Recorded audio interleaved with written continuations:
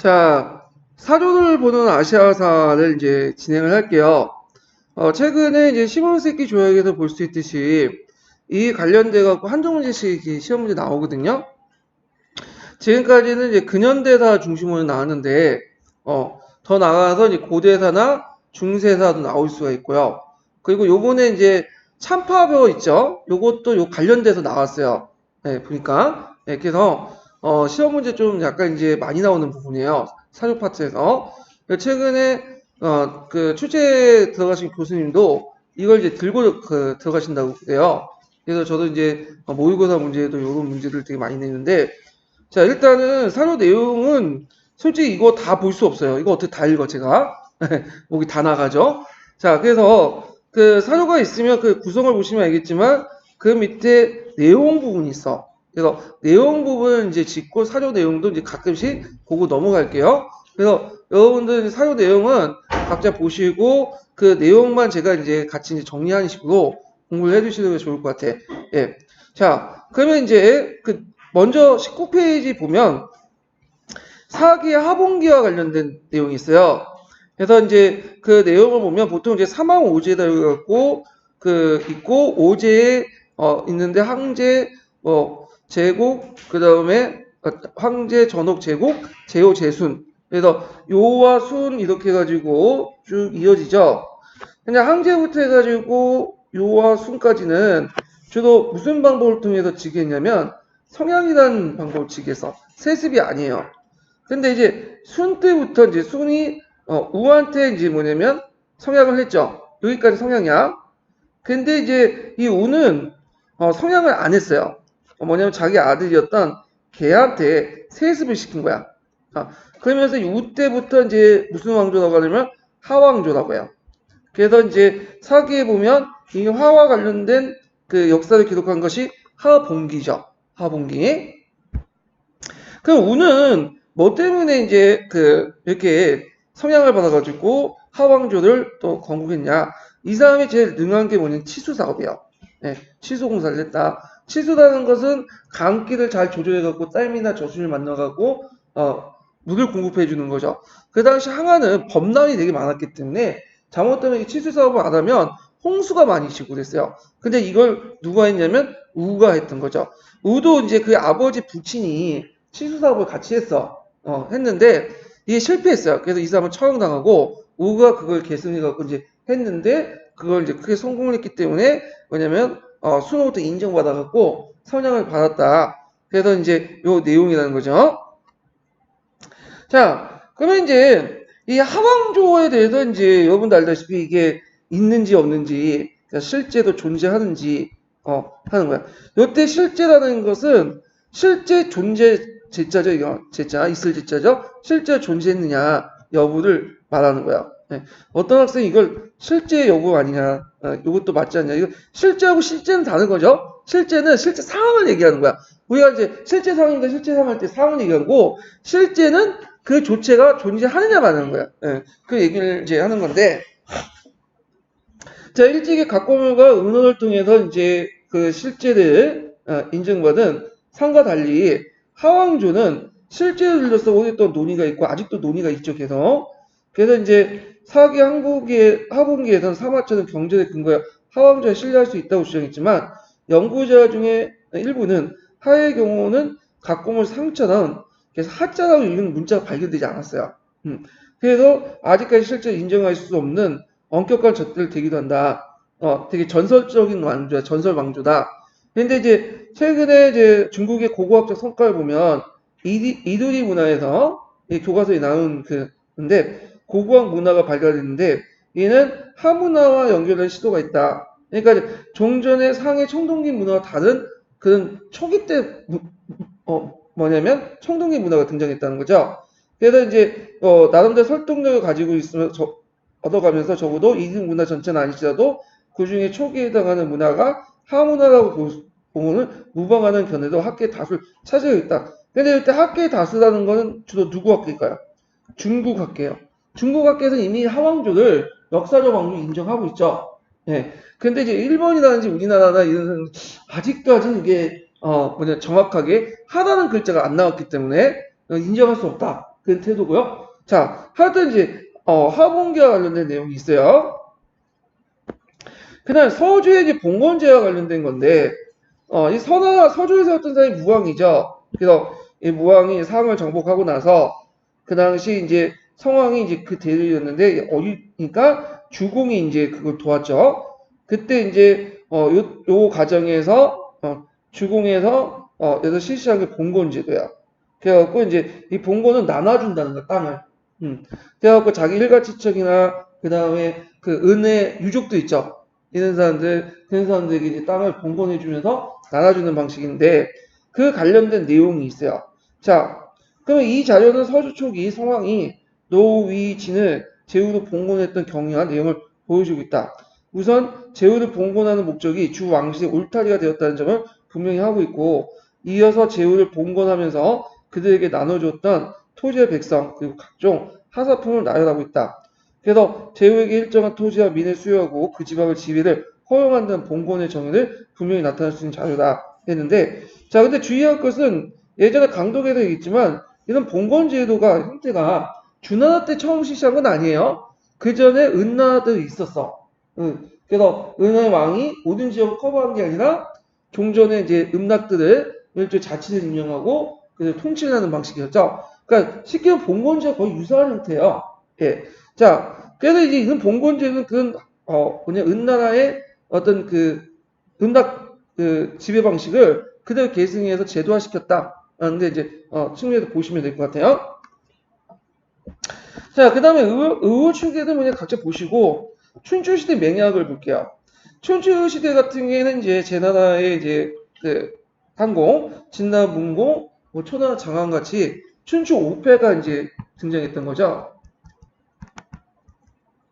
그래서 이제 춘추 5패 중에 강북에 있었던 그 당시 주나라 문화권에 있었던 주나라 제후들은 진나 문공, 뭐 초나라 진나 문공, 그 다음에 제나 항공, 그런 사람들은 그 나름대로 룰을 지켰어요. 그래가지고 맹약을 맺고 종황양이라고 하죠. 주나라 왕실을 받들고 문화권을 무찌른다. 그래서 맹약을 통해서 일종의 서약을 통해서 패권을 장악했죠. 그 패자로서 이제 뭐냐면 군림을 했는데 그 관련된 내용이 여기 있어요. 그래서 제나항공이 관련된 내용이 있고 그 다음에 그다음에 진나라 문공 관련된 내용도 있죠. 초나라 물리치고 거기에다 맹약을 내서 하는 건데 소를 잡고 소가 하나를 맹세를 한 다음에 그 소 피를 그 바르고 맹세仪式을 하죠. 자 그런 것들을 통해서 이제 패권을 장악했다. 이런 것들 좀 기억을 해두시고요. 그래서 이제 그 내용을 보면요. 서주의 봉건 질서가 무너진 춘추시대 패자들은 맹약이라는 방식을 통해서 자신의 힘을 드러냈다. 위사조는 각각 기원전 651년에 제나항공이 소집한 구구 맹약과 기원전 그 당시 송나하원이 주선한 진해 초의 맹약이다. 전자는 맹약의 기본 내용을 잘 보여주며 후자는 약속이 지켜지지 않을 저주가 수반되는 걸 명시한다. 그래서 요때 맹약할 때 맹세를 하죠. 누구한테 맹세를 해요? 하늘이나 조상시대에게 맹세를 해요. 그래서 맹세를 어길 경우는 어떻게 되는 거죠? 처벌받아. 그래서 그 당시에는 춘추시대 때는 아직까지 귀신의 존재를 믿었기 때문에 이런 것들을 했던 거죠. 그래서 우리가 이제 하늘에 맹세를 걸고 그 말이 여기서 나온 거예요. 예. 자, 그리고 가끔 이제 조선시대 그 조선왕조 실록 보면 그 왕하고 신하들이 모여가지고 사표를 의식을 하고 그다음 맹세하는 게 있어. 그래서 자기 이제 뭐냐면 그 충신들을 완전히 자기 세력들 구축하기 위해서 그렇게 하는 건데 대개 보면 이제 집권 과정에 좀 약간 정당성이 없는 왕들이 그걸 많이 해요. 예. 자 춘추 시대 전쟁을 보면 요게 보시면 이제 알겠지만 딱 보면 귀족들 주로 이제 사이상의 이제 지배층들이 주로 하고요. 그리고 얘네들이 하는 방식이 이제 뭐냐면 전차전이에요. 전차전. 예. 그래서 전차에 타가지고 진격하는 방식으로 하는 거죠. 그래서 이제 이런 춘추시대 전쟁의 모습을 이제 얘기하고 있고, 그럼 이제 좀 보면요. 자, 춘추시대까지의 전쟁의 모습을 보여준 사료다. 이 사료는 노나라 성공 16년 6월에 진나라 군대와 초나라 군대가 어릉에서 이제 만나서 벌인 전쟁의 모습을 보여주고 있다. 여기에서 양측 진영이 진을 치고 서로의 정황을 담상하는 모습. 전차전이 주로 했죠. 전차에 올라진 귀족 출신의 전제가 보이는 모습. 요때 귀족 출신은 주로 어떤 계층일까요? 4 이상. 4계층이죠. 주로. 그래서 원래 4라는 계층들은 나중에는 이제 전국시대 때는 이제 지식인 계층을 의미하지만 요때 4는 어떤 계층이냐면 전사 계급이에요. 유계를 익히는. 예, 할쏘기, 말타기. 그래서 4라는 그 표시 자체가 예전에 얘기했지만 어떤 모습을 형상화 시켰냐면 돌도끼 있죠. 도끼를 지는 모습을 형상화 시킨 거야. 그래서 이제 일본 같은 경우 4를 우리는 선비사라고 있지만 일본에서는 뭐라고 읽죠? 사무라이 사자, 무사라고 읽죠. 그래서 약간 이제 일본의 의미가 훨씬 더 춘추시대 때 사회 계층을 의미하고 동일해요. 자, 그래서 전쟁을 벌이기 전에 신에게 맹세하는 모습을 볼 수 있다. 이는 전국시대의 보병이 중심이 되어 상대방의 도성을 공격하여 이를 함락할 때 치열하게 벌였던 전쟁과 사뭇 다른 거고 낭만적 느낌이 있다. 그래서 서로 항복하면 그냥 항복한 사람들에게 맹세를 하고 우리한테 종속하겠다. 해놓고 이제 끝나는 거죠. 자, 그 다음에 이제 여기 보면 이제 그 서문포 이다가 있는데 요 내용을 이제 보면 그 당시 수의시설과 관련된 내용이 있어요. 그래서 이제 서문포가 이제 왔는데 그 당시 이제 장로를 모아서 그 백성들 고통을 이제 물어봤는데 장로가 말하기를 이제 하백이 부녀의 시집 보낸 걸 고통스러웠다. 그래서 했는데 이건 이제 뭐냐면 하백을 모시는 신들 그 무당이 있어요. 그 무당이 맨날 만나서 하백이 얘기를 하면서 하백이 원하는 것은 처녀를 원한다. 그래서 맨날 그 처녀들을 이제 제사 지낼 때마다 갖다 버리는 그 강속에 그 뭐냐 제사물로 그냥 이렇게 버리는 그런 이제 문제를 한 거예요. 그래서 이렇게 하는데 그러니까 이걸 듣고 이제 서문포가 이 말을 듣고 좀 약간 열받아갖고 무당들 있죠? 이 사람들 다 불러놓고 너희들 한번 하백에 한번 그 말을 듣고 하다 해갖고 얘네들 강물에 그냥 던져버렸죠.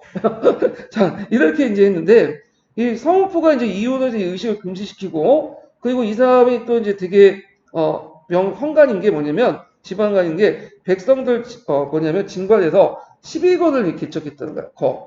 거라는 거는 이제 수로인데 평상시에는 이제 운하처럼 사용했다가 그 농사기에는 뭐냐면 물길로 사용할 수 있는 그런 저수지예요. 그래서 그 당시에 수의시설을 만들었다. 그러면 수의시설 만들면 왜 만들겠어요?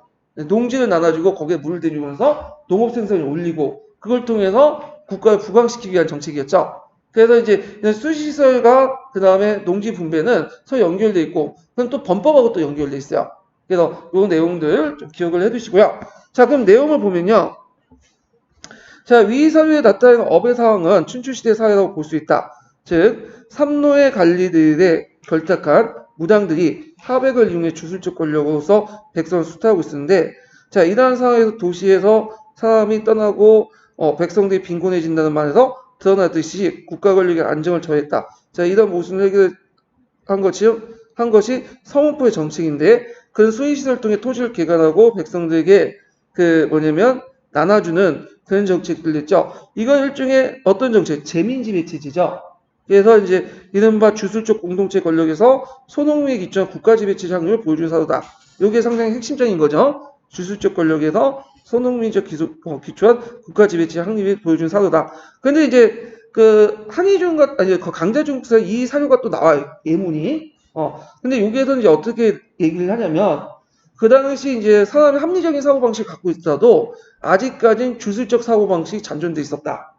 이렇게 얘기를 하고 있어요. 지금도 마찬가지지만 지금 아무리 합리적인 과학적 사고방식을 해도 무당집이나 여기 뭐냐 타고보고 그러잖아요. 여러분들 다 똑같은 거예요. 그때 사람들도. 다만 정도의 문제뿐이지. 자, 그래서 이제 이렇게 있고 서문포가 근데 춘추시대 상황보다는 전국시대 상황이라고 보시면 돼요. 이건 좀 약간 말이 좀 잘못된 건데 전국시대 때 활동했던 사람이에요. 예. 그래서 이제 이렇게 있고 왜 그러냐면 위라는 게 있죠. 위문호 예, 이렇게 있는데 이제 그 위는 이제 그 있는데 하여튼 그 말 자체가 정치대에 활동했던 사람이기 때문에 일단 이게 맞지가 않고 자 하여튼 이렇게 있고 상황의 범법을 볼게요. 자 상황의 범법 같은 경우에는 이게 되게 중요하죠. 이게 시험 문제 당연히 나오고 예전에 한번 기출에 나왔던 건데 요건 관련된 사료와 관련된 거야. 자, 여기 보면 이건 좀 읽을게요. 중요하니까. 자, 백성은 15조직으로 편성되어 서로 감시하고 연자 책임을 지도했다. 자, 여기서 15라는 것은 10개 집안을 하나 묶어가지고 감시를 하는 거야. 상호 감시를 하는 거야. 그래서 만약에 도망을 가거나 모욕죄를 가거나 고발하면 이제 책임을 지는 거죠. 그래서 연재 책임을 이제 지도록 하고, 범죄자를 고발하지 않는 자는 요참이라는 것은 허리를 베는 거죠. 그리고 고발하는 자는 적을 참수하는 자와 같이 상을 내리고, 범죄를 숨기는 자는 적에 항복하는 자와 똑같이 처벌한다. 그 다음에 또 이제 상하이 범법 안에서 이런 15제나 연재제 외에도 또 있죠. 한 집안에 성인 남자에게 2명이 있을 경우에는 분가를 하지 않을 경우에는 수전이 그대의 구수에 따라 추가로 분배한다. 그래서 이제 분가를 시키는 그런 정책들을 이제 하게 되죠. 그래서 이제 여기에는 해석에 문제가 있는데, 정통적 해석에선 분가를 하지 않으면 그 세금을 2배로 징수한다. 이렇게 해서 내용을 이제 해석하는 경우가 되게 많아요. 그래서 이제 수전액의 그 수를 추가하여 분배한다. 이게 뭐 분가를 하지 않을 경우에는 그 원래 그 땅을 나눠준 그 액수의 2배를 더 징수한다. 그렇게 이제 해석하고 있어요. 자, 그 다음에 그 국공에 세운 자는 그 공에 대해 다수에 따라 작을 받으며 사사로이 싸움을 벌인 자는 각기 그 경중에 따라 크고 작은 상을 받는다. 그래서 이제 무적을 통제하겠다는 거지. 공적 통제를. 그리고 여기에서 이제 제일 중요한 게 국공이죠. 이걸 무슨 수작자다 이거죠? 국공 수작제죠. 이제는 기족이 중요한 게, 혈통이 중요한 게나 얼마나 국가에 공을 세우느냐, 그걸 이제 되게 중요시 여긴다고 알 수가 있어요. 자, 그리고 이제 자기 등급에 따라서 이제 뭐냐면 좀비가 정확하고 명확히 구분이 되고, 자기의 이제 뭐냐면 노비의 수나 의복의 종류도 그 자기에 따라서 이제 결정되는 거죠. 그래서 종전의 귀족 계급 때 지위를 약화시켜 나갔다. 이렇게 이제 보시면 되고, 자, 그 밑에는 뭐냐면 이런 이제 그 칙령을 내렸는데 백성들 안 믿어. 그래가지고 이제 밑에 보시면 이제 두 번째를 보면 백성들 믿음을 주기 위해서 하나의 정치 쇼를 벌였죠. 그래서 동호성의 남문에 있는 큰 나무를 세워두고 저쪽 북문으로 옮기면 식금을 주겠다. 근데 다들 이제 웃었어. 네, 말도 안 되는 소리하고. 근데 어떤 사람이 뭐 한번 시간이 남아도는데 한번 해보지 해가지고 옮겼는데 그걸 보고 이제 돈을 준 거야, 식금을. 그래서 사람들이 백성 그 국가가 명령을 내리면 이렇게 지켜야 되는 거란 믿음을 준 거죠. 뭐 이런 이제 사화가 있고. 자, 그 다음에 그 밑에 세 번째 단락을 보면, 자, 3년 후 상황은 함양의 큰 아치형의 문을 달린 큰 공고를 짓고 이제 함양으로 천도를 하죠. 그래서 함양 천도 이전에는 1차 기업, 한양 천도 이후에는 2차 기업, 이렇게 나누죠. 1차 개혁은 기존의 항촌 공동체 질서를 붕괴시키는 거고, 2차 개혁은 이걸 더 촉진시키면서 새로운 이제 9년제 질서를 확립하는 거죠. 자, 그래서 이제 그 한양의 오늘날 장안이죠. 큰 아치형의 문이 달린 궁궐을 짓고 그 다음에 진해 도성을 옹해서 한양으로 옮겼으며 백성들에게 부자 형제가 한반에 기거를 금지했으며 요거는 이제 분가 정책을 이제 더 촉진시켰다고 보시면 돼요. 그 왜 분가 정책을 촉진시켰죠? 예전에 얘기했지만 요때 가라는 것은 이제 철기가 일반화되면서 생산 단위가 됐던 거죠. 그래서 예전에 음락단위였다가 이제 개별 경제가 넘어가니까 분가를 시킬수록 국가에 이득이 된다. 네. 그래서 이제 있고, 그리고 그 과정에서 이제 가부장적인 어떤 지배 질서 나타나죠. 그래서 아버지, 아들을 중심한 이렇게 질서 이런 것들이 형성이 되기 시작해요. 자, 소도, 항, 읍, 칩을 모아 31개의 현을 설치하고, 왜 현을 설치하죠? 종전에 음락공동체를 파괴시켰잖아. 그 자리에 새로운 것들을 만들 필요가 있겠죠. 현을 설치하고 영과 승을 배치했다. 그래서 9년제적 어떤 지배질서 이런 것들이 있고요. 그 다음에 전토에 천맥을 나눠서 경계포시를 한 다음에 민에게 토지를 나눠줬다. 이건 수전체제죠. 이걸 뭐라고 하냐면 천맥제라고 해요. 예전에 한번 시험 문제 나왔죠. 그래서 제가 이제 전 시간 때 그 강조할 때 천맥제 설명을 했어요. 그래서 그 성격 같은 경우에는 공유, 사유설, 그 다음에 공유지 추인설과 저희 사유지 추인설과 그 다음에 분배설, 토지 분배설 이렇게 두 가지 의견이 있다고 했죠. 두 가지 관점이. 자, 그런 후에 이제 세금을 공평하게 징수하여 도량을 통일했다. 이 도량형이 이제 진나라 도량형이 나중에 진시황 때 들어와서 전국적으로 보급이 돼요. 자, 그래서 이제 이렇게 있는데 그러면 내용을 보면요. 자, 전국시대 때 진해 호공은 위에 망명해온 상황을 등용해서 적극적으로 개혁 정책을 폈는데 이게 상황의 범법이 된다. 자, 범법의 가장 중요한 목적은 오랫동안 상이한 정통과 간행이 유지했던 폐쇄적 음락 공동체 질서를 파괴하고 전 통치 지역에 거쳐 관료제에 의한 군연제 질서를 간천하면서 국가 중심의 이론적 국가 질서를 확립하는 데 있다. 그러니까 재민 지배 체제를 확립하는 데 있다. 이렇게 보시면 되고, 자, 상황의 1차 범법은 2차 범법을 나눠서 했는데 1차 범법은 15제와 연좌교통의 항리공조치 내부 질서를 파괴하고요. 2차 때는 군연제 지배의 질서를 확립하는 데 있다. 이렇게 좀 기억을 해주시면 될 것 같아요. 자, 그 다음에 제자백과가 있어요. 제자백과. 요거 이제 내용은 되게 많은데, 이게 진짜 뭐냐, 사기에 있는 태자공서 유가 유지가 있어. 그러니까 태자공이라는 건 누구를 뜻하는 거죠? 그 당시 사마천을 얘기하죠. 사마천의 병설이 태사령이었어요. 예. 그래서 이 사람이 이제 육강, 6개 학문의 특징들을 요지를 적어 놓은 거야. 그래갖고 이제 여기 쭉 보시면, 자, 여기 보면 이제 육아가 나오죠. 육아가 있고, 육아 같은 경우에는 이제 뭐 육경을 구분을 삼는다. 육경에 대한 주석서는 너무 많아 다른 세대에 걸쳐 배워도 다 통달할 수 없구나. 평생 그 구분을 체대할 수 없다. 육경이 예, 악, 서, 시, 역, 춘추 이렇게 있는데 지금 존재하지 않는 것은 악경이에요. 예. 근데 이 말은 뭘까요? 육경에 대한 주석성이 많다는 것은 궁서갱유 이후에 이제 경쟁이 없어지잖아요. 그러면서 이제 근문학과가 등장하면서 거기다 주석서를 붙이면서 자기 나름대로 또 경전을 만들잖아. 자, 이런 걸 얘기를 하는 거죠. 자, 무가가 이제 나오죠. 무가는 지나치게 겸학을 강조하고 그때 그 가르침이 완전하게 실천하기 어렵다. 비현실적이고 농업생산활동과 저용을 강조한 그들의 가르침은 본받을만 하다. 그래갖고 이제 무가와 관련된 내용이 쭉 나와 있어요.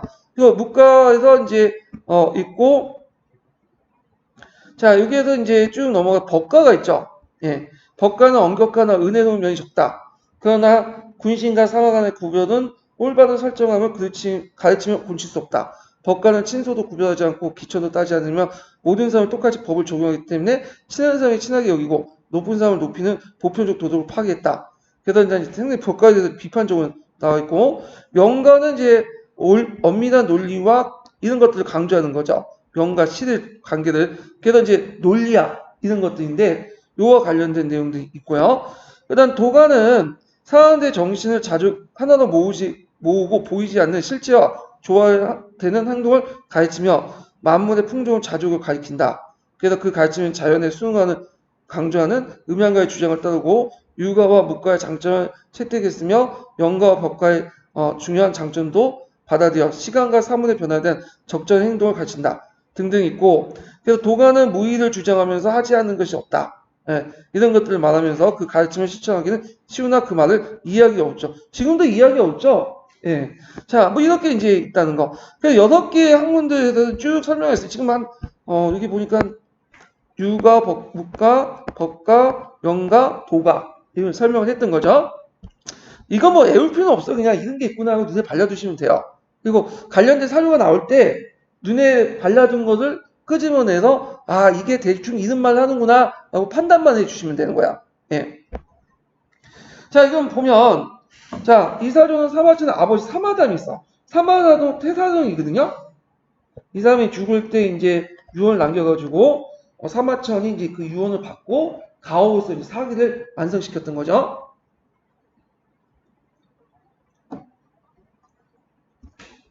자, 이 사료는 사마천의 아버지 사마담이 제자백과를 분류하고 각 학파의 특징에 대해 간단하면서 명쾌하게 규정한 육가요지이다. 사마담은 이 분류는 전한말 유한과 유흥에게 계승되었고 그 이후 줄곧 이어져 내려오고 있다. 그 내용을 보면 사마담이 도가에 대해서 어느 정도 경도한 듯하며 이거는 어디에 영향을 받은 거죠? 초기에 향로사상에 영향을 받는다. 요거 좀 기억을 해두셔야죠. 초창기 때 정치사상 항로사상이야. 황제와 누구의 사상이 결합된 거죠? 예, 노자의 숭배사상이 결합된 거죠. 그래서 나중에 도교에 영향을 미쳤던 사상이 항로사상이야. 예. 그래갖고 이제 이거에 반발해서 나온 것이 유교가 이제 그죠. 그래서 한무제 때 유교를 국교화시킨 거는 종전에 경제까지 실시했던 항로사상의 반발. 그냥 내버려둬라. 이런 것들을 했기 때문에 그에 대한 국가의 이제 적극적 간섭 이런 것들을 강조했던 거야. 육아 법과를 내세워서. 자, 그 다음에 통일전쟁의 필요성. 그래서 이제 그 통일전쟁의 필요성에 관련돼서 쭉 얘기가 있는데 이제 전국시대 때 관련된 글이죠. 그래갖고 이게 여시춘추에 있어요. 여시춘추는 누구로 유명하냐면 여시춘추는 여부리 아시죠? 여부리가 누구의 아버지로 돼 있어요? 진시황 아버지 돼 있잖아, 사기 때. 실제로 그게 되는지 모르겠지만, 하여튼, 그 진시황 아버지 됐고, 그 다음에 진시황이 이제, 황제가 되니까, 그 사람이 잠깐 이제, 그, 식권을 장악할 때, 그때 많은 그, 지식인들 모아서 만든 것이 여시춘추예요. 예, 여시춘추. 자, 그러면 그 내용을 보면, 자, 전국시대 때 접어들면서 국가 간의 어떤 전쟁이 끊임없이 일어나고, 그로 말미암아 수많은 사람들이 목숨을 잃을 뿐만 아니라 엄청난 전쟁 비용이 투입되었다. 국가에서는 전쟁을 승리하기 위해 백성들을 철저하게 장악하여 호족을 등록시키고 이들을 최대한 세역을 부과하고자 했다. 이걸 무슨 지배체제라고 하죠? 재민 지배체제. 왜냐 전쟁에서 이기려면 총력전이 필요하죠. 자, 결과적으로 열악한 삶이 지속되면서 전쟁에 대한 염증도 커져갔고 그야 묵자를 비롯한 많은 지식인들은 전국적으로 전쟁에 반대하는 주장을 폈다. 요걸 이제 무슨 사상이라고 하죠? 비공사상이라고 하죠? 비공. 그러니까 묵자 같은 경우에는 공격하는 데에서는 도와주지 않아. 수비하는 데 도와주죠. 자, 반면 전국시대 때 마저에 가장 강력한 국력을 가지고 있는 진나라 입장에서는 자신의 통일정책을 합리화시킨 논리가 필요했다. 그래서 이 통일전쟁을 뭐로 하는 거야? 그 의로운 전쟁으로 이제 개념을 통해서 통일전쟁의 불가피성을 강조했다. 이걸 이제 여부리가 편찬하는데 아까 전에 여부리는 진나라의 실권자죠. 그러니까 진나라 입장에 서서 진나라 통일 정책을 합리화시켜 있었던 거야. 이런 것도 이제 맥락을 좀 파악을 해두시고요. 자, 9년제의 실시 보자. 요거는 이제 예전에 기출사회에 나왔던 거야. 그래서 이제 진시황이 통일하고 나서 신하들에게 물었어. 앞으로 통치체제, 지방 통치체제 어떻게 할 것이냐. 근데 이제 왕관이라는 사람은 9년제를 하자, 아니, 봉건제를 하자. 근데 이제 이에 이사는 봉건제 별로 안 좋다. 주나라 봐라. 그러면서 9년제 하자. 그래서 그 말 듣고는 진시황이 어떻게 선택했냐면 이사의 말 들었죠. 그래서 이제 9년제를 실시했다. 근데 이거는 이제 사회에 있는 내용이고요. 실시 이제 배경은 이제 실시 과정을 보면 실제적으로는 예전부터 하고 있었어요. 예, 춘추 후기 때부터 이제 초나라 때부터 이제 천이라는 지명이 나오기 시작했고 그리고 이제 전국시대 멸국시정이라고 있죠. 그래서 이제 9년제가 실시를 하고 있었어. 근데 요때는 이제 어떤 거냐면 9년제가 처음 실시한 게 아니라 이걸 확산시킨 거죠. 네, 그래서 36개 군과 그 밑에 현을 둬서 전국적으로 표준화된 어떤 지역 그 지방 행정 단위로 확산시켰다라는 데 의미가 있고요. 자, 하여튼 이런 사료가 있으니까 한번 읽어볼게요. 이건 기출 사료예요. 자, 승상 왕관 등이 건의했다. 얼마 전에 제후 등이 모두 정복되었습니다. 자, 연나라, 전나라, 초나라 그 거리가 멀어 그 지역에 왕을 세우지 않으면 다스릴 수가 없습니다. 황자들은 그 지역에 왕으로 각기 세워서 청하니 허락하시기 바랍니다. 자, 시황은 여러 신하들에게 이 제안을 윤혹했고 군신들 모두 찬성했으나 이사가 반대했다. 주나라의 문왕과 무왕의 일종은 자제를 많이 봉건하였습니다. 그러나 그 후손들의 관계가 소원해지면서 아까 이제 봉건제의 문제점이 뭐라고 했죠? 핏줄이 점점 없어지면 멀어지면 점점 어떻게 돼요? 남이 되는 거죠.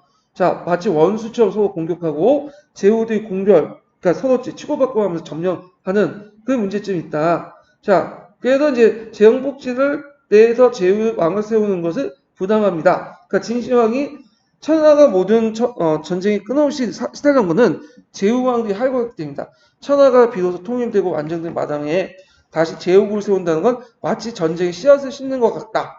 그래서 정의의 말이 맞다. 정의는 누구 뜻하는 거야? 이사죠. 이사의 그 당시 지위가 정의였어요. 버스니.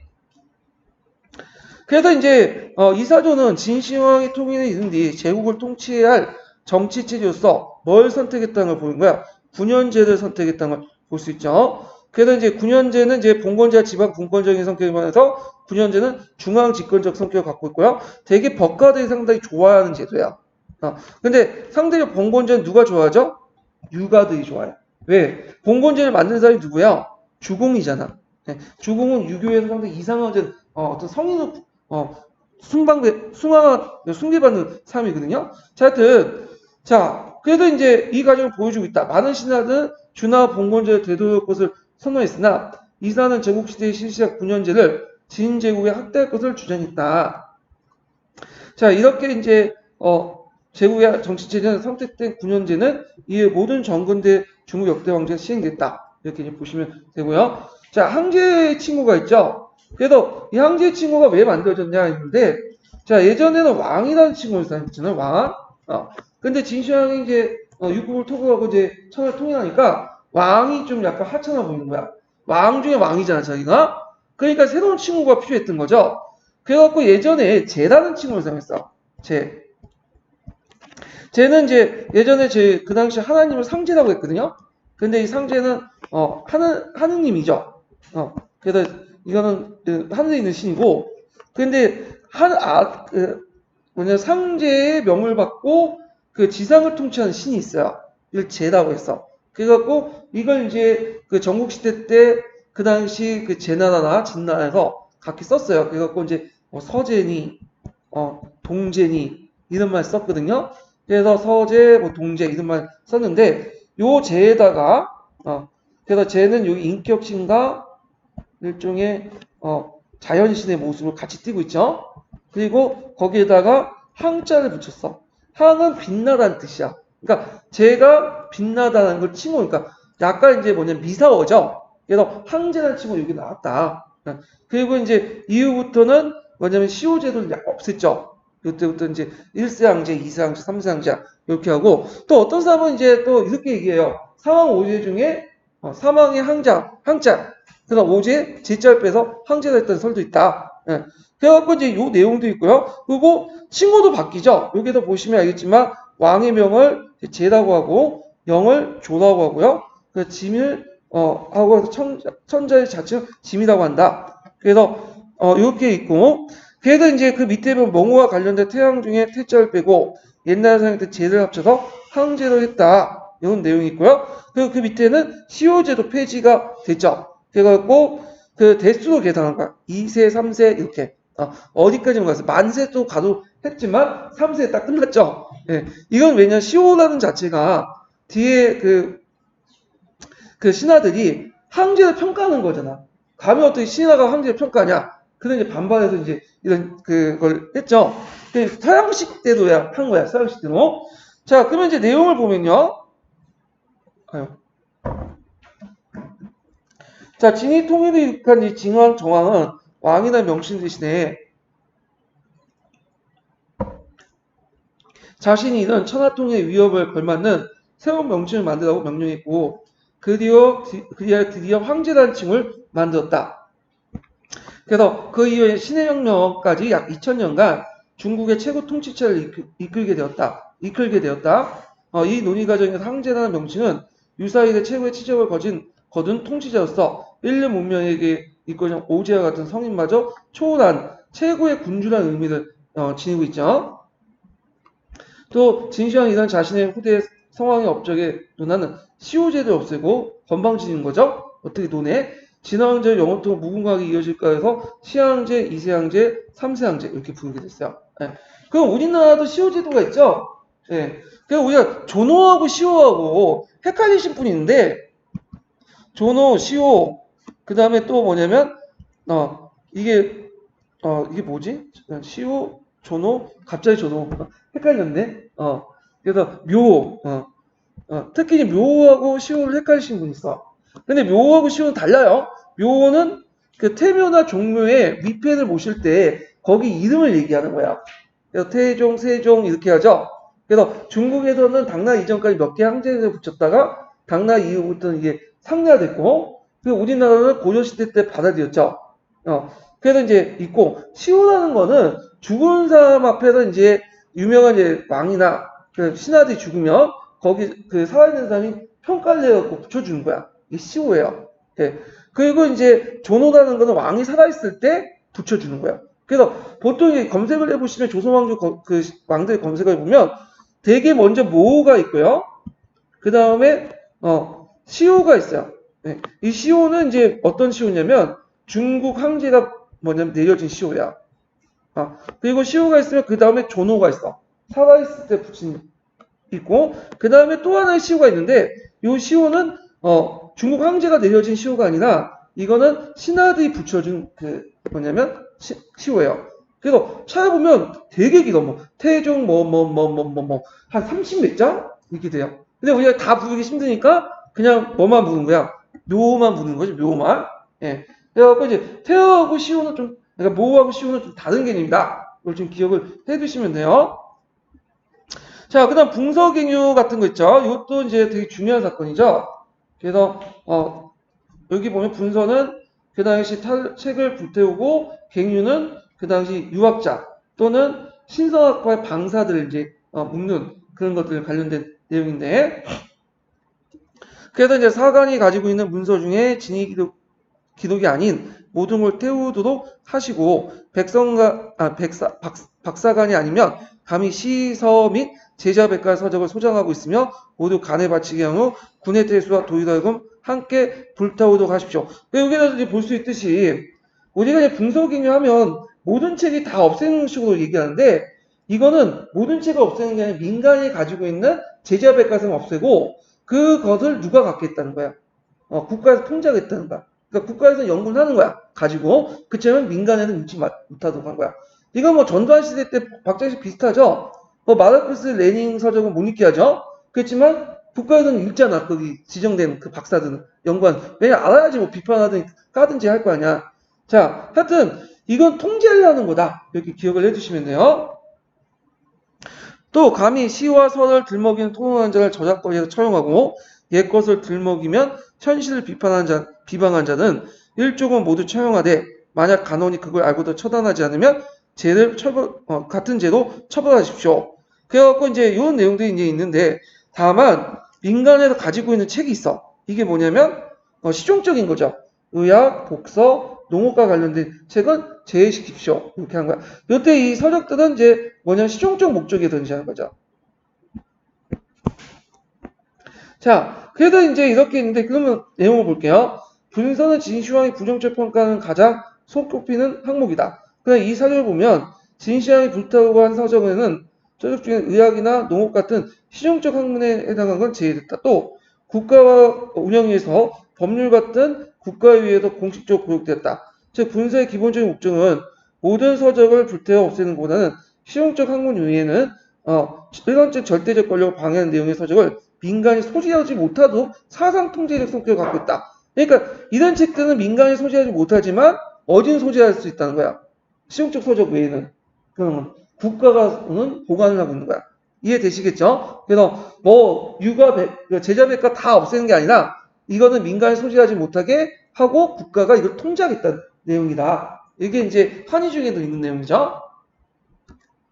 자, 그 다음 진시황의 각서인데 요것도 한번 봐주시는 게 뭐냐면 진시황이 이게 이 사람이 돌아다니는 걸 되게 좋아했어요. 그래서 순수라고 하죠 보통. 그러니까 돌아다니면서 자기 치적 알리고 자기가 이 땅의 주인이라는 걸 백성들에게 각인시켜주는 그런 역할을 많이 했어. 그래서 거기 돌면서 이제 순수비도 했고 태산에 가서 봉선 의식도 하죠. 왜냐하면 태산에 봉선 의식은 주나 청왕만이 할 수 있는 거야. 천자만이 청왕이란다 제가 천자만이 할 수 있는데 여기에다 이제 보니까 태산 각석도 있고 그 다음에 이런 것 난양 각석도 있고 이런 것들은 이런 장면들 기록을 한 거죠. 자, 그래서 이제 이 내용을 각자 기억을 읽어보시고 그 내용들 밑에 보면 자, 진시황은 전국시대에 육국을 통일한 후에 전국을 수행하면서 각 지역에 비석을 세웠다. 현재 그 비석이 남아있진 않지만 그 내용은 사기에 남아있다. 기본적으로 진시황의 업적을 헌창하기 위해 세워졌으며 그 내용을 가장된 건 분명하나 정통시대 진시황에 대한 평가와 사뭇 다르다는 점을 볼 수 있다. 호독한 벽가적치를 이제 시행한다는 평가와 달리 오히려 여기에서 볼 수 있는 예적 질서를 풍습을 구하는 유가적 모습을 강조했다. 그러니까 지금 평가와 그 다음에 한나라 때 평가죠. 사기 때 평가는 그때 평가가 이제 달랐다. 이런 것들인데 제 생각은 이제 그다음 유교가 이제 간악화되다 보니까 진시황의 모습을 법가적인 모습보다는 유가적 모습이고 각색을 한 것도 있을 것 같아요. 왜냐면 이 사유 자체가 내려왔다고 해도 이게 100%뭐 밖에 실린 건 아닐 수 있어요. 예, 제 생각이에요. 근데 이제 여러분 다 봤을 때는 제 생각을 쓰는 게 아니라 요걸 써야 되겠죠? 예, 이거는 알아서 판단하시고. 자, 그래서 이제 있고, 다만 이제 좀 요게 눈여겨볼 게 보면, 검수라는 말이 있어요. 검수. 검수는 검은 맨머리라는 뜻인데, 일반 백성을 뜻하는 거야. 예. 그래서 이제 진시황 26년 민을 검수로 바꿔버렸다. 예. 그래서 이제 보통 관리들이나 높은 사람들은 모자를 썼어요. 근데 일반 사람들은 민들은 뭘로 했냐면 모자를 안 쓰다 보니까 머리가 그대로 보였죠. 맨머리가. 그래서 이걸 검수라고 해요. 예. 검은 머리라는 뜻이야. 예. 이거 왜 제가 기억을 하라고 하냐면 예전에 기출문제 풀어보신 분은 알겠지만 9년제 실시 관련된 기사가 중에 거기 나와 있어요. 이 검수란 용어가. 그래서 그냥 상식적으로 알아두세요. 어떻게 나올지 모르니까. 그냥 시험 문제 나왔으니까 얘기를 하는 거고요. 자, 가진론을 볼게요. 가진론. 자, 가진론은 이제 뭐와 관련된 내용이냐면 여기 이제 쭉 이제 내용이 있는데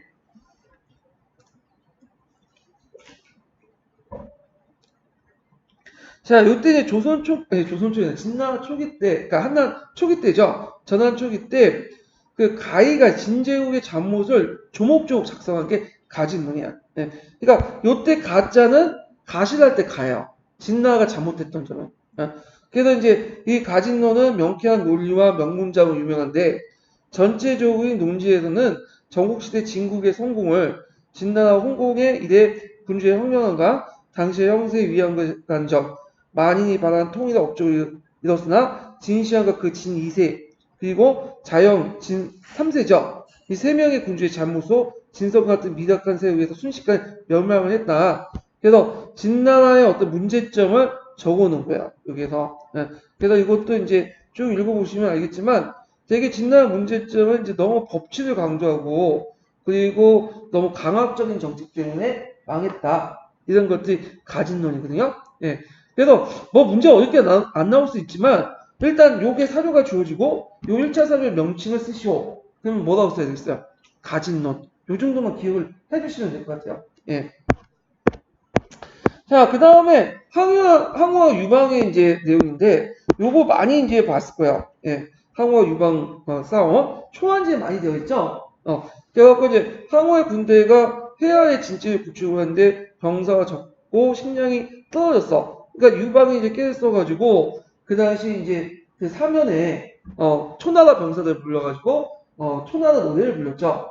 근데 이제 항우와 유방은 다 초나라 출신이에요. 하여튼 그걸 듣고 이제 항우가 그 옆에 있는 우와 함께 그 예척과 함께 울면서 이제 뭐냐면 슬퍼했다. 그 유명한 무슨 초가가 나요? 사면초가라는 말이 여기 나오잖아요. 자, 그래서 결국에는 이제 뭐냐면 싸우다가 해수를 건너려고 했는데 이제 와가지고 어떤 사람이 와서 그 건너면 이제 태워주겠다고 빨리 건너라고 하니까 됐다. 내가 그래도 그 강남의 자제들 끌고 와갖고 많이 이제 하는데 얘네들 다 죽고 없는데 내 혼자 가면 그들에게 어떻게 그 부모들이 어떻게 어떤 명목으로 내 얼굴 낯을 드겠냐 하면서 난 여기서 죽겠다 하면서 끝까지 싸우고 그때 죽을 때 이제 그 시체들 나눠가지고 가진 병사들은 큰 포상을 받았다 이런 내용이야. 그래서 이제 마지막 전투로서 무슨 전투는 해야 전투 있죠. 해야 전투. 요건 좀 기억을 해두세요. 네. 가끔 세계사 교과서에 나와 있더라고요. 해야 전투가. 예. 그래서 이제 있는데 제 생각에도 좀 항우는 상당히 이제 상당히 좀 있는 것 같은 이상은. 예. 근데 이제 여기에도 좀 보면 항왕이라고 하죠. 항우를 뭐라고 해요? 항우라고 하지 않고 항왕이라고 하잖아요. 엄밀히만 이 사람 왕이라고 볼 수는 없는데, 그러니까 근데 이제 왕이라고 하고 그 다음에 뒤에다 보니까 항우 봉기라고 하죠. 예. 그러니까 왕이나 왕칭호나 황제칭호, 황제의 역사를 봉기를 적어놓으면 어떤 의미가 있을까요? 비록 이 사람은 왕이 못 되고 황제는 못 되고 제후밖에 안 되는 데지만 실제로 황제 역할을 했기 때문에 존중해준다는 측면에서 이렇게 한 거죠. 사기 같은 경우에는 이 봉기에다가 황제 역사뿐만 아니라 황제에 걸맞는 역할을 할 때 봉기를 썼어요. 예. 그런데 나중에 이제 그 누구야? 그 한서 있죠. 한서 같은 게 똑같이 기록을 해도 이 봉기에다 안 집어넣었죠. 어디다 집어넣었어요? 열전에 집어넣었어. 왜? 이 사람은 원민하면 황제가 아니잖아. 그리고 이제 이런 것들을 이제 고조했던 거죠. 자, 그 같은 내용을 보면요. 진 제국이 멸망한 후 항우의 초나라 세력과 유방의 한나라 세력이 전국에 패권을 두고 다투었는데 초반에는 항우가 절대적 우세였고 결국 전국에 패권을 쥐고 각 지역의 제후를 봉건했으나 그 제후들의 불만이 뒤따랐고 유방의 세력이 득세하게 되면서 드디어 유방이 천하를 차지했다. 이 사주에서 사면초가라는 고사성어의 배경이 됐던 무슨 전투야? 해야 전투. 이건 꼭 기억을 해두시고 그리고 최후까지 용맹한 기상을 가시해야 했던 항우의 모습을 그려지고 있다. 그래서 이제 그 2년여 동안 항우가 끝까지 제후의 불만을 인식하지 못하고 패배한 탄을 다 하늘에 돌렸다는 비판은 사마천의 입장을 담겨 있다. 이렇게 있는데 특히 항우가 크게 실수한 거는 간중 지역을 포기한 거죠. 먼저 입성을 했잖아. 아니, 유방이 이제 입성하고 나서 유방이 그 간중 지역 갖다 바쳤는데 그 지역을 바탕으로 해서 세력을 키우지 않고 자기 고향인 초나로 돌아갔죠. 이게 큰 실수야. 근데 이에 반해서 유방 같은 경우에 그 간중을 완전히 장악하고 여기 근방을 해서 천하를 통일한 거죠. 자, 그 다음에 한대 경기 통치책을 볼게요. 자, 요게 한대의 경기라는 건 뭘까요? 경기. 네. 경기라는 거는 서울 경자 주변 기자예요. 그래서 지금도 우리 경기도라고 하잖아요. 그러니까 서울 주변을 어떻게 통치할 건지 장안이죠. 그 당시에는. 그래서 이 관련된 내용들이 이제 있는데, 자, 그래서 이제 요 내용들 보면 이때 이제 요 내용들 이제 전반적으로 한 고조가 이제 어떻게 유경하게 말하기를 이들 이제 어떻게 이제 통치하냐 그 넓은 지역을. 그러니까 주변을 직접 통치하고 넓은 지역 같은 경우에는 제후들에 봉해가지고 이들 왕을 임명하소서 그 내용을 이제 담고 있어요. 그래서 이때 고조가 좋은 의견이다. 그래서 받아들였죠. 그래서 이걸 이제 무슨 제라고 하냐면 군현제와 봉건제가 플러스 된 군국제죠. 군국제 관련된 내용이에요. 그래서 처음에는 이성 제후들을 임명했지만 이제는 어떤 제후죠? 이제 자기 육시와 같은 동성 제후들을 임명을 했죠.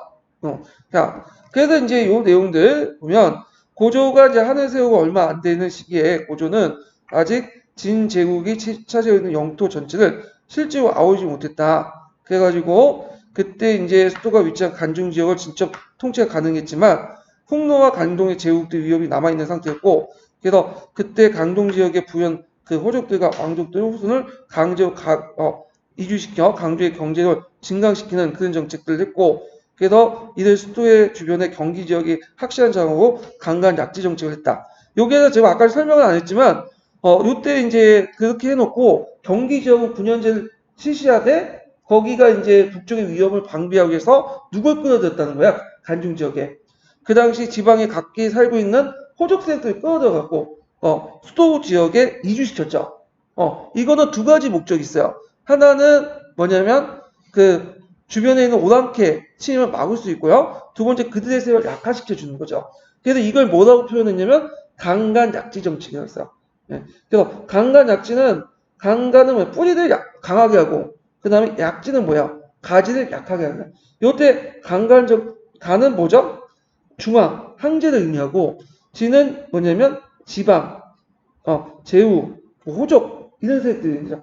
그래서 이 강간약지 정책은 우리가 이제 문경제 시대 때 그 뭐 조조나 이런 사람들이 주장을 한 것처럼 생각하지만 그 사람뿐만 아니라 예전부터 전국 시대부터 쓰였던 범칭이야, 범칭이야. 뭐라 그럴까 이제 그 일종의 그냥 일반 명사 좀 생각, 일반 용어처럼 그러니까 이제 꼭 강간약지 정책이 우리가 경제 시대 그 문제 시대 때 그 제후 약화 정책만 생각하는 게 아니라 여기에도 볼 수 있듯이 뭐죠? 경기 지역의 호족 세력들, 지방 세력들 끌어들여서 이 경기 지역을 좀 더 약간 강화시키고 그 다음에 그들 세력 약화시키는 정책 다 하고 전국 시대 또 지방 세력을 약화시킬 때 하는 말을 강간 약지 정책이다. 그러니까 고유 명사 의미보다는 일반 명사적인 의미에서 예전부터 사용했던 범칭이다라는 걸 좀 기억을 해주시면 돼요. 그리고 여기에서 이제 얘기가 나왔지만 아까 지금 이렇게 경기 지역은 통치하고 주변 지역은 이렇게 이제 왕족들을 임명해서 통치해라. 분현제, 궁극제 내용도 같이 들어가 있죠. 그래서 이 두 가지 내용도 같이 이제 기억을 해두시면 될 것 같고요. 자, 그 다음에 이제 뭐와 관련된 거냐면 율령과 관련된 내용이에요. 율령제. 여기서 이제 인여홀령 그 호령해갖고 율령 관련 내용인데, 그래서 이거는 이제 장가산의 374 그 묘실에서 그 한 가지 인연 율령이라 해갖고 발견됐던 거죠. 그래서 이제 그 한나 때의 뭐 율령 내용을 볼 수 있다. 이렇게 해서 그 당시 수전제가 전국시대 호공 때부터 전환 초기까지 계속 실시했다. 그래서 이걸 통해서 공동한 토지 제사를 갖는 이름을 제민을 형성시켰다. 요게 이제 끝부분의 핵심 내용이죠. 나올 가능성 없지만 일단 이런 게 있구나 하고 파악을 해두시면 될 것 같아요. 자, 그 다음에 이제 뒤에 넘어가서 이제 사기의 체제를 볼게요. 요것도 이제 시험 문제 나올 가능성이 상당히 많죠. 사기. 자, 그럼 내용을 이제 보면요. 천하에 흩어지고 망실된 고대의 전성을 모아 재앙에 흥기한 시온과 그 종말을 분석 관찰하고 역사의 흥망성쇠를 살폈으며 그 행적을 저수하여 하흥주의 3대를 보통 하흥주를 되게 보면 유교에서는 이상적인 사회로 3대 할 때 자, 계략적인 역사를 모사했고 그래서 하봉기, 은봉기, 주봉기 있죠. 그리고 진앙시대 때 역사를 기록했다. 위로는 황제부터 헌원시부터 아래는 지금까지 공기 12편을 나눠서 순서를 적었다. 그래서 이제 사마천 같은 경우에는 통사체제를 친한다고 했죠. 되게 언제부터? 오제분기부터 해가지고 어디까지? 한나 때 시대 때 한무제 때까지. 한무제는 그 사마천 일종은 현대사예요. 네, 통사예요. 모든 역사를 다 달아요. 그러니까 뒤에 단대사 체제하고 좀 달라요. 네, 이렇게 있고 참고로 사망은 뺐어. 그래서 사망 오지할 때 사망 있죠. 복귀시 뭐 이렇게 하는 것들. 이거는 너무 뭐랄까 허황된 얘기를 빼버리고 오제 봉기에서 항제 역사를 붙입니다. 그때 항제라는 것은 항제 정옥 제국 제호 제순. 오제의 첫 번째 인물이 황제죠. 이때 황제는 누룽황자예요. 예, 한 인물인데, 자, 그리고 이제, 그러나 같은 시대에는 불구하고 각국에 따라 세계가 각각 달려서 연대가 분명치가 않아요. 왜냐하면 춘추 전국시대 같은 경우에는 이제 왔다 갔다 하잖아요. 그래서 그걸 정리하려고 연표였던 시표를 이제 만들었고, 그 다음에 시대에 따라 예학의 변화와 측정 기구죠. 달력의 궤적, 군사, 산천, 귀신, 인간과 천의 관계, 경제 파탄과 발전에 대해서 8편의 선을 만들었어. 선하는 거는 어떤 특정한 역사, 특정 부분의 역사야. 이게 나중에 이제 뭘로 바뀌는 거죠? 사마천 사기에서는 지로 바뀌죠. 지. 예. 그래서 보통 이제 그 이후부터는 지가 돼요. 지가. 자, 그래서 이제 사마천 사기는 이제 뭐냐 인물 중심의 역사인데 인물 중심의 역사를 이제 뭐에 비교를 했냐면 하늘의 모습과 비교를 했어. 그래갖고 이제 이렇게 했고 중심에는 봉기가 있고 제후의 행적을 기록한 것은 뭐죠? 세가죠. 세가. 예. 자, 세가고 참고로 이 세가는 사기에만 있어요. 중국 역사에서는. 그리고 뒤에 이제 한서나 이런 데서 세가가 없죠. 자, 세가 왜 없겠어요? 그 당시 세가 없는 이유는 그 당시 한서 이후부터는 제후왕이 권한이 거의 유명무실했기 때문에 세가를 제시고 열전을 이제 손해주시거든요. 그래서 이제 있고 정의위에서 결혼이 나서 기회를 놓치지 않고 천하의 공룡을 공룡을 세운 사람들을 위해서 열전 70편을 치렀어요. 그래서 이제 공기와 열전의 뒷자를 따서 기전체라고 하죠. 그래서 기전체의 백미는 봉기와 열전이에요. 그리고 이제 모두 이렇게 있고 태산공서라고 이름을 했다. 원래 사마천의 사기가 원래 이름이 아니라 태산공서가 원래 이름이에요. 태사공서는 뭐냐? 태사정이라는 것은 사마천의 간직이죠. 하늘과 역사를 기록한 사람을 태사정이라고 했어요. 태사정. 예. 그래갖고 있고 그래서 태사정이 쓴 역사책이다. 이렇게 이제 이름을 했죠. 자, 이러한 체제를 갖고 잃어버린 자료를 찾아내고 육경이 누적된 부분을 보충하여 일가의 학을 이었으니 육경에 대한 상이나 해석을 참조하고 제재밖에 다양한 이야기를 가지더니 정돈했다. 이런 내용도 있어요. 그래서 이거는 이제 태자공 서문과 관련된 거야. 네, 그러니까 이제 우리가 그 삼국사기 서문 내용처럼 이걸 왜 지었느냐? 요걸 이제 편제와 그다음에 편찬 의도 이런 것들을 이제 얘기를 한 거죠. 그래서 이게 아마 시험문에 나오면 가로치기 나온 문제가 나올 것 같아요. 예를 들어 갖고 여기가 들어간 게 뭐냐? 네, 여기 들어간 것이 뭐냐? 이런 식으로 물어볼 수가 있겠죠. 자, 그래서 중국의 정사는 물론 동아시아의 주요 역사서인 기본적 체제인 기전체이다. 그래서 사활자의 사기는 이 기전체를 처음으로 적용된 역사서다. 이 사료는 사활전 스스로 봉기표서세가 열전의 형식과 그 형식에 맞는 까닭을 설명한 내용이다. 이렇게 보시면 되고요. 자, 유교의 국교와 보면, 자, 유교의 국교에 이제 큰 앞장을 선 사람은 누구죠? 동중서죠. 그래서 동중서의 활락의 대책, 그러니까 이제 유교적 어떤 지식인들의 대책 이런 것들이 쭉 나와 있고 한무제 시기 때 유학이 나오죠. 그래갖고 이제 그 보면 두태우가 승하하자 무한후 전분이 승산이 되어 항제와 노자의 학살, 혁명의 학파, 제재발과 원소를 물리치고 요때 이제 항제와 노자의 학살은 무슨 사상이라고 하죠? 항로사상이죠. 예, 항로사상. 자, 그 다음에 이제 물리치고 운인과 유학자 수백 명을 초빙했다. 그리하여 공송호는 이 사람도 유명한 유학자 중에 한 사람이 그 당대에 춘추로서 일개 선비로서 이작 천자의 상공반연에 올려 평진호에 예풍해졌다.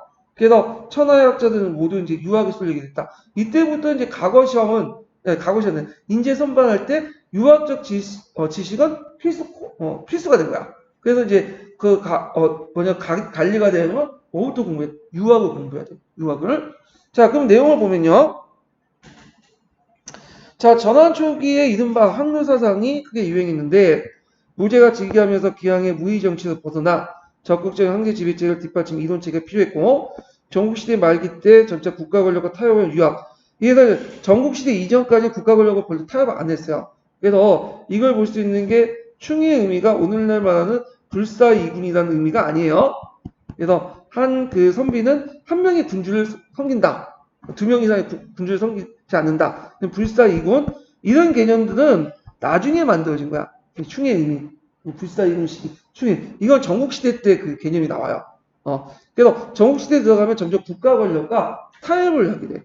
그러니까 예전 같은 원시 유학에서는 자기가 마음에 들지 않으면 그냥 나가면 되는 거야. 한 사람한테 충성할 필요 없어. 예.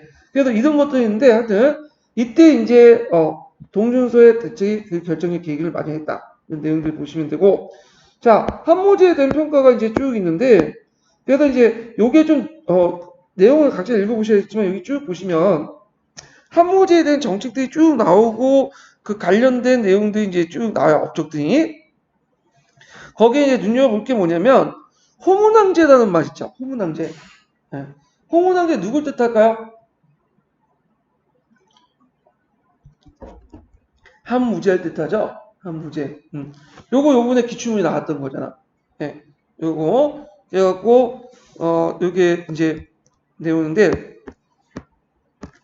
그래갖고 이제 그 친구 좀 기억을 해두시고 자 여기에도 좀 볼 게 뭐냐면 요번에 기출문제에 나왔던 거야. 이게 보니까 이제 이거 가져와가지고 한번 사실 번역기하고 낸 것 같은 느낌이 드는데 보면 자 호문왕제께서는 중국이 피폐하여 편안한 나라에 없으면 슬프게 생각하고 비로소 대장군, 포기장군, 복파장군, 누선장군을 파견하여 남원에는 백원을 멸망시키고 일개국을 세우고 백원이라는 건 오늘날 월족 있죠. 베트남 계열이고 북쪽은 홍로를 물리쳐 홍양한 10만 명의 무리를 항복시키고 5개 속국을 설치하여 삭방부터 풍요로운 땅을 빼앗으며 동은 고조수를 정벌하여 형토와 낙락을 세우시고요.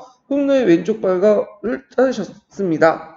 그래서 이게 아까 이제 고조선을 정벌한 이유 중에 하나가 홍로와 연결을 차단한다는 얘기가 여기에 나온 거예요.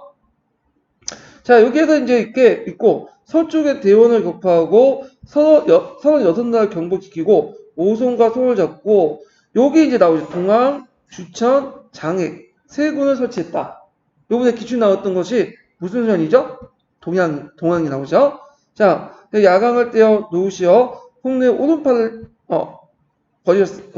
거주셨습니다. 그래서 하서 사고를 설치해서 그 얘기를 하고 있죠. 그래서 이제 뭐 그 똑같은 내용은 아니지만 요와 관련된 내용, 비슷한 내용이 여기 이미 나와 있어요. 요거 좀 파악해 두시고, 그리고 그 외에도 이제 쭉 업적이 좀 나오죠.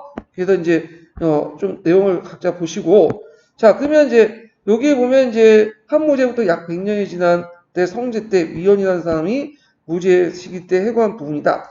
무제 시기 때 시행된 여러 정책, 대외 정책, 특히 홍노화 정책에 승리한 것을 가장 중요한 것도 봤고, 그 외에 인재 등용. 인재 등용은 한건 이선제죠. 역법과 관료제도 개혁이 그 중대한 영향을 미쳤음을 알 수 있다. 자, 그래서 이제 요거 내용들 전반적으로 파두시고요. 자, 그 다음에 이제 염철놀이. 이건 상당히 중요하죠. 왜 중요해, 이거? 기출문에 나왔던 거잖아. 염철놀이. 자, 이 염철놀이는, 그 다음에 누구하고 누구에 싸우냐면, 외조를 대표하는 상호양과, 그다음 내조를 이제 지원을 받은, 각각의 지원을 받은, 문학이나 환란 같은 그 젊은 유학자들과의 싸움이야. 그래서 상호양은 그 법술 관료죠. 상인 출신으로서 법가적인 마인드를 가지고 있어요. 그래서 그 당시 문제 때 실시한 염철 제도 있죠. 이걸 그대로 실시해야 된다. 국가가 적극 간섭을 해야 된다. 그런데 이제 이에 문학관료령은 국가의 간섭 필요 없다. 오히려 그 백성들의 이익을 다투면 되겠냐. 이걸 이제, 비판하면서 그 당시 그 무제 때 실시한 염철제를 폐지하자. 이렇게 이제 주장했던 거고, 그 뒤에는 누가 있는 거죠? 내주였던 각각이 있었죠. 그래서 이거는 외조와 내조의 싸움이야. 그래서 이 내용은 소제 때 일어나는 사실이지만 실제 그 배경은 경제 때의 염철제라든지 군수법 이런 것들과 관련돼 있어요. 통제경제주책. 자, 그래서 이제 요 내용도 있는데, 그러면 이제 일단 문학의 보죠. 문학, 유학자들의 얘기를 보죠. 일단 되게 이상적인 얘기를 하고 있는 거야. 제가 듣기로 백성을 다스리기는 지나친 안락의 근원을 금지하고 도덕의 단서를 발전시키는 데 있으며 상공을 억누르고 인의를 선양하여 군주의 이익을 중시하지 않는다면 모범을 보는 연후에 백성들의 교화가 이루어질 수 있고, 이들도 일장 중농 정책은 똑같아요. 근데 정책, 억상 정책은 동일한데 좀 다른 게 있죠. 법과도 중농 억상 정책이죠. 근데 법과 같은 게 국가 개입을 해갖고 상인을 억압하면서 그 이익을 지가 챙기겠다는 거고, 근데 얘네들은 논리가 뭐냐면 상공을 억누르는 건 맞는데, 중농 억상은 맞는데 방법적 측면에서 국가가 적극적 간섭을 하지 마라. 내버둬라. 왜 국가가 백성들 이익에 참여해가지고 거기에 다퉈야 되냐. 이걸 얘기를 하고 있는 거야 지금. 자, 그래서 지금 각 국군에는 영관과 그 철관, 그 다음 주관과 군수관 등이 있어 백성들의 이익을 다투는 거. 이걸 뭐라고 하죠? 여민, 쟁리. 근데 이걸 하지 말라는 거지. 왜 우리가 국가가 이익을 다투냐? 자, 인정받고 순박한 북성을 해치고 탐스럽고 비독한 풍조를 만들고 있습니다. 이렇기 때문에 백성들의 본업인 농업은 나가는 자가 적고 만원인 상공업을 쫓는 자가 늘어나고 있습니다. 그래서 대체로 겉모양이 하얘지고 속 내용이 세약해지며 말이 성하게 되어 본이 훼손되는 법입니다. 그래서 말이라는 건 상공업이 성하고 본은 뭐죠? 농업이 훼손되는 거다. 그래서 이제 이렇게 이제 했고, 대부가 방박할 때, 이때 대부는 누굴 의미한가? 이날 어사대부인데, 이 어사대부가 아마 그게 지금 그때 당시에 어사대부가 상호양일 거야, 상호양. 네, 상호양이 방박하기를 홍릉을 하늘 배반하고 신속하지 않고 여러 차례 병경을 침략해왔습니다. 이를 방비하자니 중국 내지의 병사들이 고생하게 됐고, 이를 내버려 두자니 그들의 침략이 끊이지 않았다. 이에 선제인 무제께서는 병경 주민들이 오랫동안 피해를 입고 오랑캐 붙잡혀가는 고초에 시달리는 것을 불쌍히 여겨서 이 지역의 요새를 구축하고 공수를 갖춘 한편 군대를 주둔시켜 병력을 방비하게 했습니다. 전매제도 그런데 이러한 병경 방비에 소요된 재정이 부족했기 때문에 뭘 실시했다는 거야? 전매제도를 실시하고 군수법을 실시해서 재정 확충과 병경 방비에 소요된 비용을 충당했다고 했죠. 지금 토론하고 있는 자들은 이러한 제도를 폐지하자고 주장했는데, 그렇게 되면 안으로 국고가 텅 비게 될 것이고, 밖으로는 병경 방비가 필요할 비용을 부족하게 되어 요새를 지키냐 성내에 올라가서 고생하는 병사들 하여금 병경과 군주의 추위에 시달리게 되는데 장차 이런 비용을 어떻게 충당하느냐? 대안이 없는 거죠. 비판만. 그러니까 그 문학자들은 자기의 어떤 이상이나 이념 가지고 현실을 비판하는데 막상 현실은 그렇지 않거든. 그러면 그거 없애자면 뭐 어떻게 할 건데? 결국에는 대책 없이 뭐냐 그냥 논쟁마다 끝나요. 예. 그리고 그 계속 전책이 유지가 되죠. 예. 자, 그래서 이제 이 책을 염촌론이라 해갖고 한간이라는 사람이 이제 적어놓은 건데, 자, 그러면 내용을 보면요.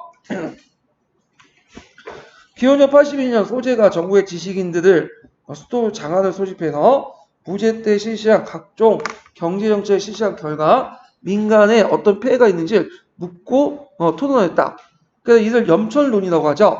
그래서 전환 말기의 한간은 이 논의의 내용을 정리 편집해서 염천론이라는 책을 썼어요. 한간은 이제 우리가 생각하는 한간이 아니라 사람 이름이에요. 자, 이 책의 첫 번째 편인 본의에서는 회의 핵심 토론회의 대상이 무제 시기 때 실시한 그 소금철 수론에 대한 전매 정책 그리고 군수 평준이라는 간영 사업의 점을 명백히 드러나고 이를 지지하는 정부의 어사대부와 이에 반대하는 민간의 문학의 본격적 대입을 할 수 있다. 점을 알 수 있다. 염철론에서는 경제 정책 외에도 정치의 기본 원칙, 폭로와의 어떤 전쟁을 합친 현실적 사회풍 등 다양한 문제를 거론되고 있다. 이렇게 이제 보시면 되고요. 자, 요거는 이제 초기한과 홍노의 하친 관계예요. 자, 원래 이제 홍노의 이제 그 한나라가 이제 통일할 때 유방이 통일할 때 유방의 북쪽에는 누가 있었죠? 홍노가 있었죠. 홍노도 누구에서 통일돼요? 무뚝서우에서 통일되잖아요. 둘이 이제 평성에서 한번 싸웠다가 어떻게 돼? 완전 포위돼서 유방이 이제 뭐냐면 항복을 하고 여러 가지 물질 갖다 바치면 끝났잖아요. 그 후에 이제 홍노가 계속 이제 툭 한번 건들고 이제 공격을 해오고 그때마다 그 한나 정부는 싸우지는 못하고 왜냐면 그 당시 뭐 때문에 그다음에 후식 정책 때문에 항해수에 따라서 후식 정책 때문에 병력을 동원하는 능력도 안 됐어요. 예. 그렇기 때문에 이제 갖다 이제 여자도 갖다 바치고 그 다음에 재물도 갖다 바치고 또 하친 조약 맺고 또 하친 조약 맺으면 또 안 되면 또 공격해서 또 깨고 또 맺고 상당히 부족적이죠. 심지어는 그 당시에 해제, 그러니까 유방이 죽은 다음에 해제가 있고 해제가 이제 실제 집권자 고우였거든요. 유방의 부인이 있어. 예.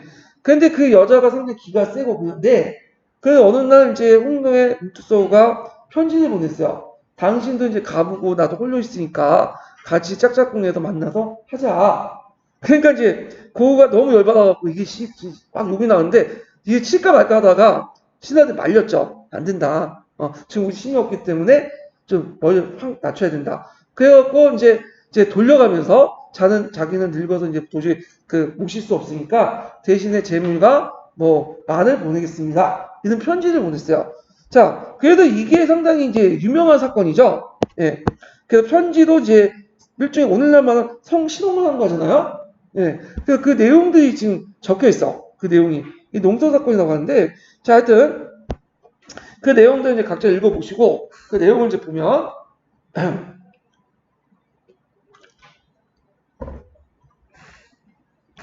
자, 이 사조는 전환 초기의 한이 홍노에게 절대적인 열세에 놓여있음을 알려준다. 홍노의 빈번한 방방침입을 막고자 하친관계를 맺었지만 그 후에 하친의 실질은 엄청난 물자를 주는 조건을 얻어낸 임시방편에 불과하다. 홍노의 뭉투성의 편지는 그 한의 최고 권력자인 여우에게 거의 능멸한 여우가 여씨니까 고우죠. 여기에서 사료에서는 현실적 군사적 열세에 놓였던 한은 이에 대한 굴욕감을 드러내지 못하고 단지 다시 도발하지 않기를 바란다는 답신을 보냈다. 하지만 이런 식의 반응도 홍내 지속적인 침을 막지 못했다. 이런 것들을 이제 좀 보시면 되고 거기에 보면 이제 뒤에 보면 홍내 독자적 풍습 유지해갖고 홍내 풍습도 이쪽 나와요. 그래서 여기 홍노 열전이라 있는데 여기 참고로 홍노는 자기 기록을 남기지 못했어요. 그래서 이제 중국적 기록에 의해서 했는데 자기가 이제 홍노가 불려진 것도 못마땅하게 생각했죠. 왜 홍노 자체가 이제 좀 비하된 의미잖아요. 홍노의 풍속 관련된 내용이 있으니까 좀 보시고 자 그래서 이 사조는 홍노의 인구는 적으나 강한 군사력을 보유하면서 한 왕조를 위협할 수 있었던 것은 홍로 수수어 천환경을 정하면서 형성된 풍습을 버리지 않았기 때문에 유목민적인 어떤 풍습 같은 것들이죠. 그래서 이 사실을 알려주고 있다. 환경과 풍습을 유지해 가며 한 해의 물수단을 확보하는 홍례 모습을 엿볼 수 있다. 이런 내용도 있고, 자, 그 다음에 대입행창에 조정해가지고 이렇게 이제 있는데, 자, 요거는 이제 한무제의 이제 조칙 중에 하나예요. 그래갖고 이제 그 내용들을 이제 보면, 그 당시 이제 여기 보면 위의 자료는 한무제가 이른바 윤대 조칙의 일부다. 그래서 한무제 시기 때 이미 윤대의 둔전을 실시했으나 충분한 곡식을 확보하지 못하여 사고양이 윤대의 둔전을 대대적으로 실시하고자 건의한 것으로 그 당시 제2 말기에 접어든 무제가 이를 중지할 것을 반포한 조치를 윤대 조치로 한다. 그래서 그 당시 이제 윤대란 곳은 어디 있는 곳이냐면 여기 우리가 이제 내용을 보면 윤대는 그 당시 이제 그 한나 국경에 있었던 지역 같아요. 그래서 그 윤대 이제 그 병사를 파견해서 요게 둔전을 놔두고 있어요. 그래서 한나라가 이제 훈련을 막는 방법 중에 둔전제를 예전부터 실시했었거든요. 그래서 이제 요 관련된 내용인데, 그래갖고 요게 이걸 이제 무제가 이때 윤대 조치를 내갖고 이걸 이제 중지해라 이런 이제 조치를 내었나 봐요. 그래서 한무제 초기 홍로의 전면전이 시작된 이에 수십 년이 지난 중 이때 홍로는 군사적 우위를 점하게 된 상태에서 그다음 적극적인 공세 전략에서 새로운 방향을 모색할 전환점이라 평가할 수 있다. 그래서 특히 대의 정책으로 말미암아 백성들에게 엄청난 경제적 부담이 전가되림을 고조했다. 그래갖고 이제는 한나 때 후기에 가면, 그러니까 한무제 후기에 가면 초창기 적극적인 어떤 정책에서 약간 소극적인 정책을 했고, 그 당시 조세도 많이 감면해주고 윤대 조치에서 볼 수 있듯이 그 당시 둔전도 실시 금지시키는, 이제 중지시키는 그런 정책인데, 제 생각에 뭐 그렇게 중요한 건 아닌데 혹시 모르죠? 요거 쓰고 이게 뭐냐? 물어볼 수 있잖아. 윤대 조칙 정도는 그냥 외워두시는 게 좋을 것 같아. 네, 요 살펴보고. 자, 그 다음에 여기 보면 한대 국가의 원리의 변화 이렇게 이제 하는데,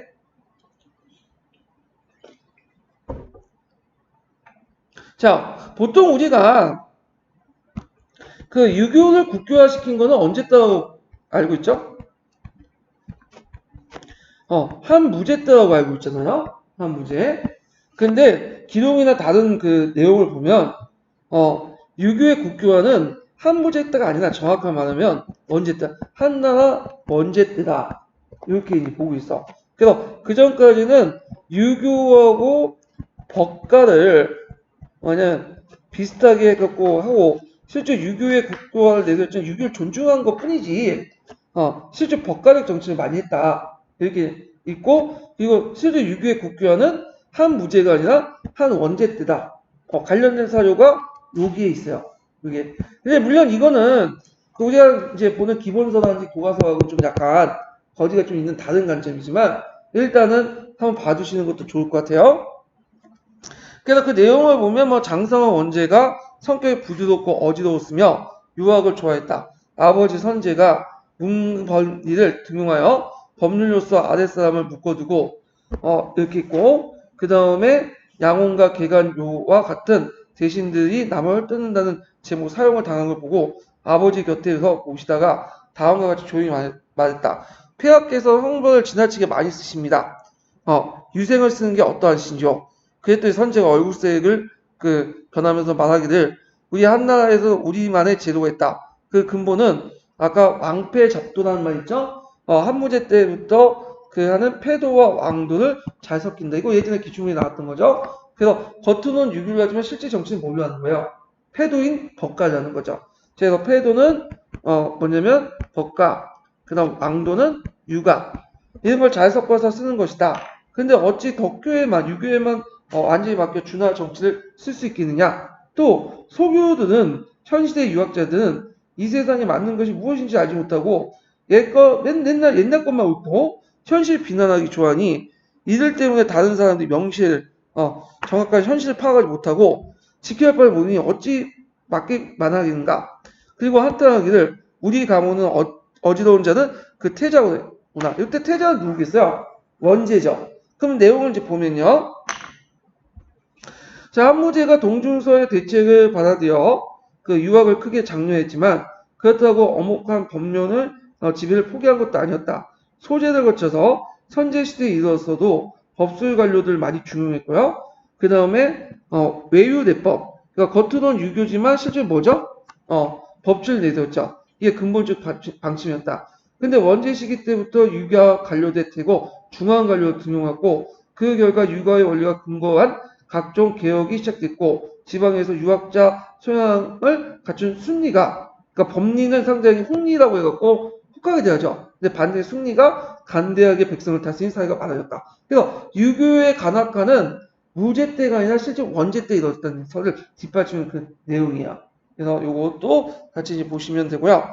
자, 그 다음에 이제 한나 인구가 이렇게 쭉 나와 있죠. 그래서 이제 인구 관련된 내용들이 있고 그 내용들 보면 한대에는 매년 항에서 작성한 현을 통해서 작성되어 현을 통해 올라온 호족과 토지 장부를 바탕으로 군이나 국에서 호구수, 토지 면적 및 그 진간 등 1년간 지방행정 사항을 정리하고 다시 중앙에 보고했다. 이걸 상계라고 하는데 한서 지리에서 평제 원시년에 상계의 기초에서 그의 전국의 행정단위와 호구수 및 토지 면적들을 기록했다.